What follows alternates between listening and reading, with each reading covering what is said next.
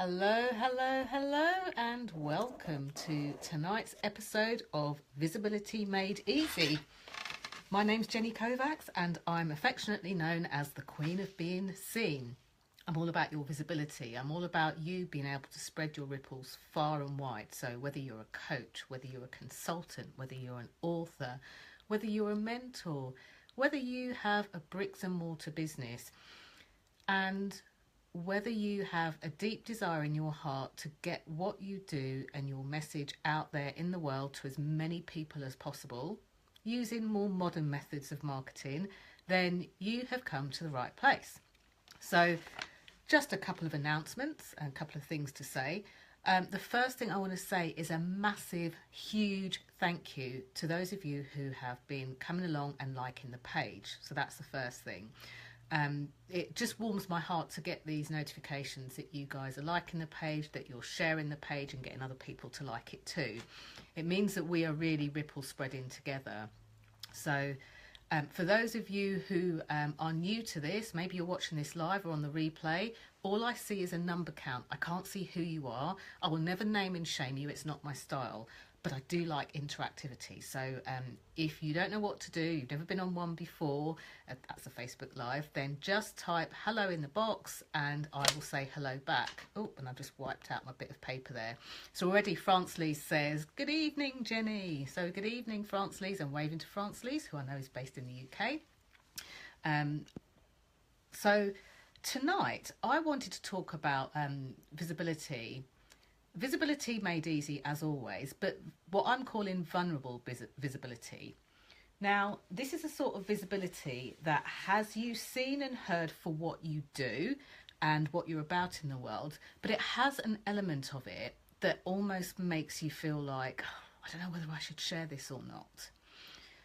This is not contrived visibility. This is not searching for a sad song or a sad story to make people like you. It's nothing like that at all. This is a kind of visibility where you are taking the rough with the smooth. So there are lots of great stories we can share as business owners about our successes, about our clients' successes, about all the great things in business. But you know what? Sometimes it's absolutely appropriate to be able to share the things that are dear to our hearts, that are close to us, that maybe didn't go as well as we expected to. And it was interesting because today I probably did the most open and vulnerable interview with the lovely Michael McDonald, who is a very young whippersnapper compared to me. However, he is all around mastering and mastery.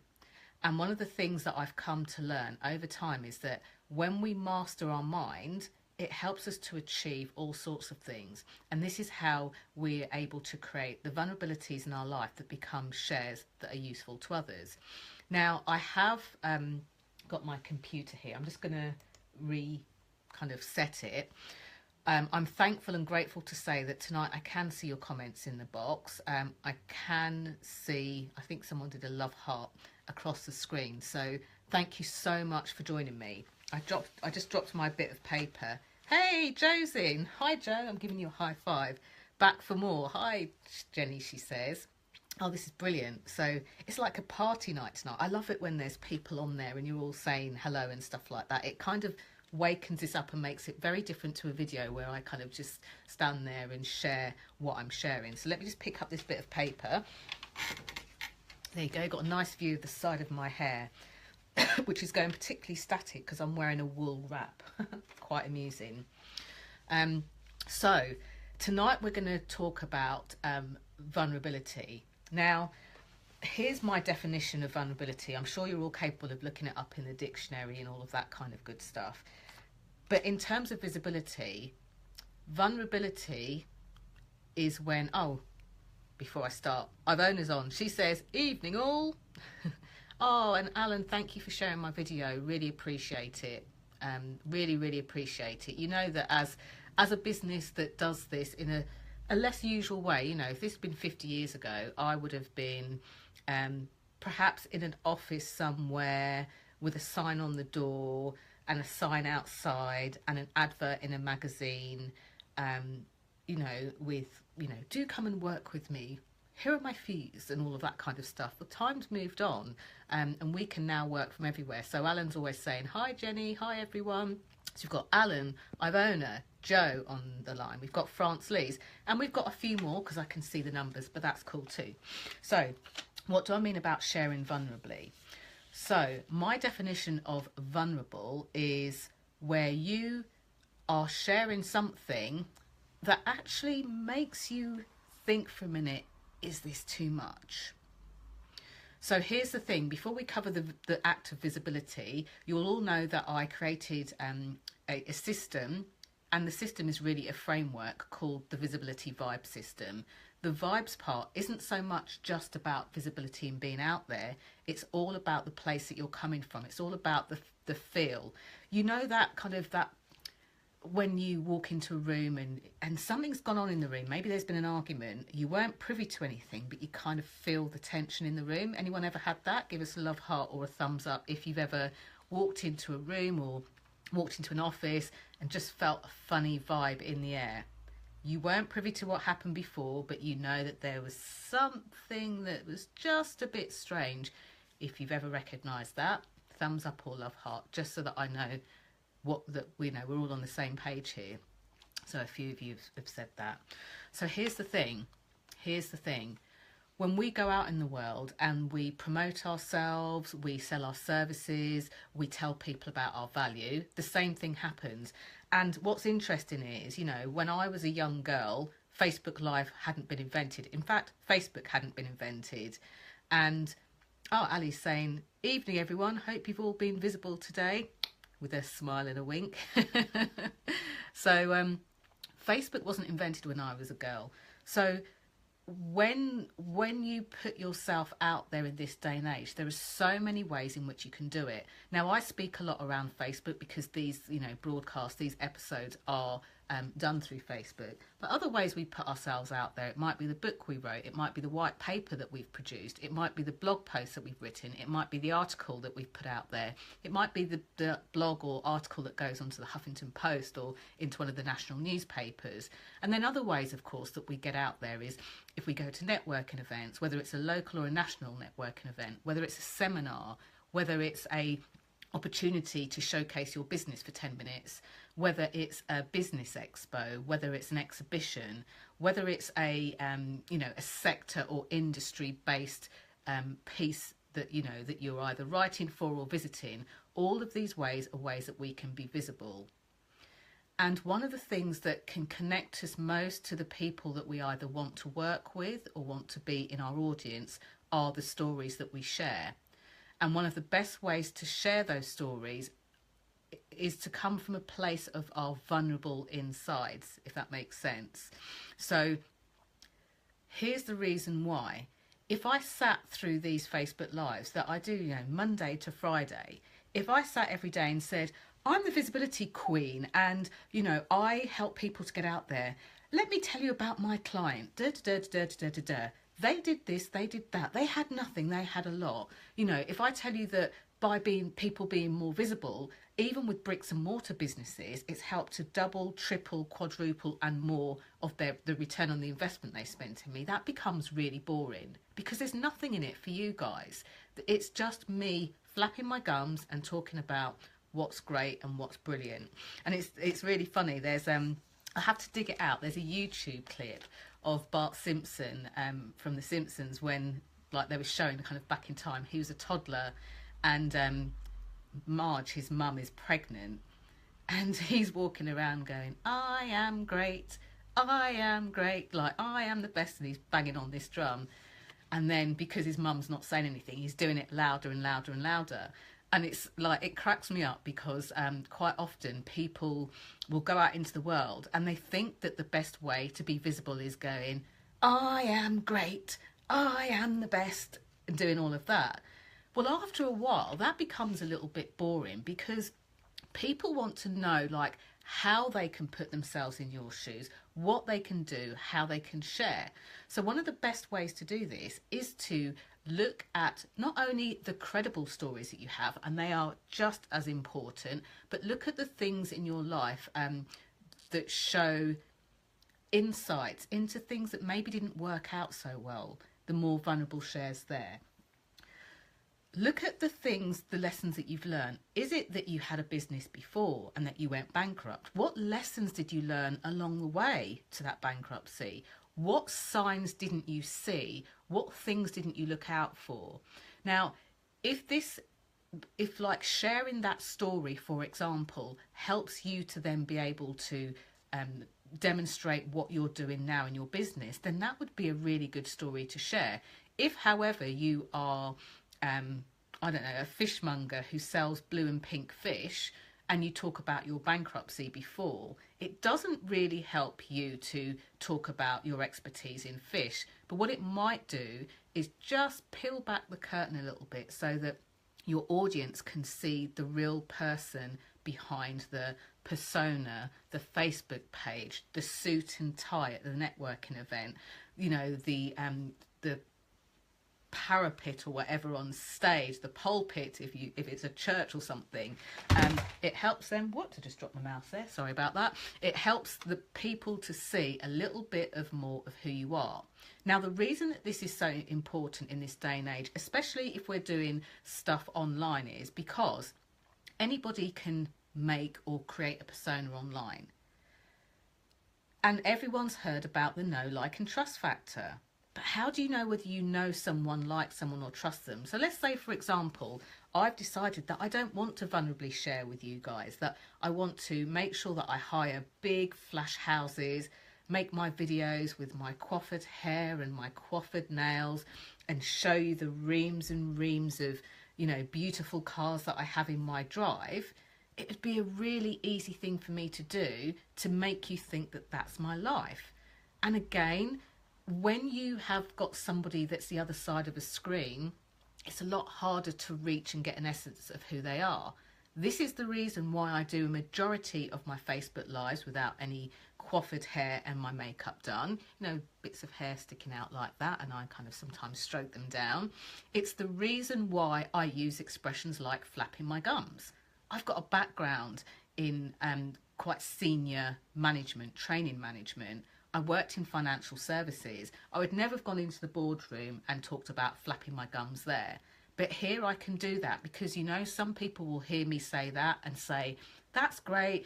How come she's so down to earth and she's not trying to, you know, be posh in what she's saying or be overly articulate or anything else like that? But there are some people that will hear that and they'll just go, there's no way I can listen to any more of this. Hair sticking up and, you know, saying flapping your gums, that's not proper English or anything else like that. But I say it not because I had to think hard of what can I say that makes me sound realistic. It's because the person that you see here is the person that you will see if we meet at an event, if we go to a, you know, seminar, if we sit together at a workshop, if we do any of that sort of thing. The person you see there will be the person that you see here. There will be no difference. There'll be nothing to hide. And more than that, when we look at the stories that we can share, the stories that we can share that might seem vulnerable or might seem personal might be related to the thing we're doing now. So I know, for example, that tonight on the line, we've got somebody who's a relationship coach. We've got somebody who is passionate about helping people to live away from like chronic pain and heal trauma, which starts in their bodies and gives them a better life. We've got somebody on here that helps people to reinvent themselves. We've got someone on here who helps to heal the relationships that between mothers and children. So, you know, it causes less ruptures in the family. We've got someone here that helps people who aren't celebrities like Madonna, normal women like you and I know some of you are men, to be able to reinvent themselves and their life after a big kind of major change, whether it's a divorce, whether it's a marriage, whether it's, you know, having children, whether it's a children leaving home. So all of these things, there'll be important stories to share. Now, when it's vulnerable, it doesn't have to be a tear-jerking kind of story. Some of ours are and some of them aren't. The kind of story that you can tell, and think about this, think about the thing that you do at the moment.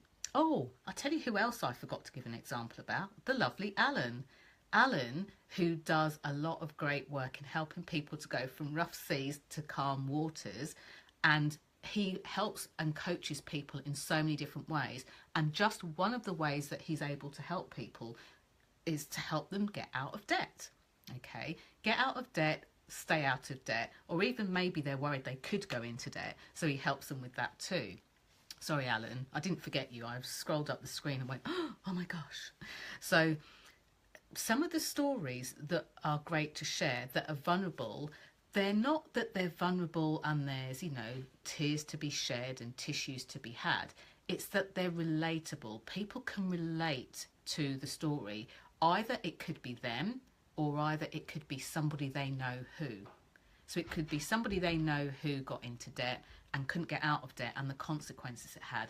Somebody who ended up in chronic pain, and because of the chronic pain, there were consequences and didn't know how to get out of it. It could even be somebody who went to reinvent themselves and did what all their friends said in the pub and ended up in a worse off place than before. It could be someone that went out to go for a relationship and read so many magazines that they were really confused as to how to get relationship ready. They bought all the right clothes, they had all the right outfits, they had all the right lines and everything else like that, yet still weren't even happy with themselves, let alone with somebody else. So, which stories can you pull from life? And as I've even said that as an example, is there anyone that's sitting there going, well, there must be a story about my business, I don't really know how I would use it. If that's the case, just before we kind of wrap up for this evening, just pop what you do in the box below. And, even if I make up an example, it'll start to give you some context. So the other thing is, I often come across people that say, but I help people, but I'm not like you. I don't help people in business, so I can't really make the type of money that this person over here is making because they, help make money in business or whatever. For those of you that do something that's non-business related, I really want you to hear this, feel this, and breathe this in. For those of you that help people in their lives, it's even more important for you to share the kinds of stories that give them insights, the kind of stories that give them connections. It might be about clients, but you don't necessarily have to do the whole, here's my client and this is what happens. You could, for example, say, when my client first came to me, they worked in various different modalities and they didn't know how to sell themselves very well. So what they ended up doing was looking at why they were so passionate about the 3 things that they did and how they could put them together, speak about them in a way that people got. They were also a bit nervous about doing that on camera. So they explored other ways they could write about what they do. They could, make a video about what they do, or they could share what they do without feeling like it was somebody telling them to do it in a way that didn't feel like themselves. This person was also very quiet, quite introverted, liked a good party, liked a good dance, but actually, when it came to talking about their work, would play it down quite a lot and low-key. What that meant was, and you can catch my drift, but what it meant for them was that people didn't realise what they did, people weren't buying their products, people weren't attending their workshops. So you go on like that and tell a story. Now, if your story is not business related, you need to be able to spend a decent amount of time going through the underbelly of the story, whether it's your story, whether it's a client story, or whether it's just somebody that you've helped. And one of the best ways you can do that is by explaining why you got into that in the first place. Does that make sense? I hope it does. So I hope that's been useful to you. I want to honour your time, so I'm going to sign off for tonight. I don't see any questions in the box below. If you had any light bulb moments in that, what I would really love you to do, if you've got a business page here on Facebook or just a personal profile, if you could share one line of a nugget that really grabbed you, really caught your attention, gave you food for thought, and tag me in onto this page, the Queen of Being Seen, so that other people can tell where you got that from. I promise that when you tag me in that way, I do go back and like it and, acknowledge that. And if that's not something that you want to do or feel comfortable to do, the other thing I invite you to do is, which one thing would you do differently as a result of what you've heard tonight? Doesn't matter whether you think you've heard it before, then perhaps you can build on that. Which one thing would you do differently as a result of what you've heard tonight? Ivona says, thanks so much, Jenny. You're absolutely welcome. Thank you, everyone, for watching me. Thank you, Ivona. Thank you, Ali. Thank you, Alan. Thank you, Joe. And thank you to all the others that came on board. I think I saw Ruth on there. I hope I did. So thank you so much. Thank you to my lovely school friend who watches every single one of these. Thank you so much. I feel so honoured and privileged. And I hope that this demonstrates what's the point of me getting on here and lying and making things up. If I do that, it means that, you know, my school friend's going to be sitting there going, no, she didn't. She didn't go to a posh school. She went to a school in the sticks of Huntingdon. True. You know, she didn't do that at school. She was like this. So thank you so much. Keep going out there. Keep being real. Keep being authentic. And most of all, keep being visible. But underline all of that, keep being you. Thank you for joining me. I'll see you on the next episode of Visibility Made Easy, which will be tomorrow night at 7 p.m. UK time. Thank you for joining me. Lots of love to you. Bye for now.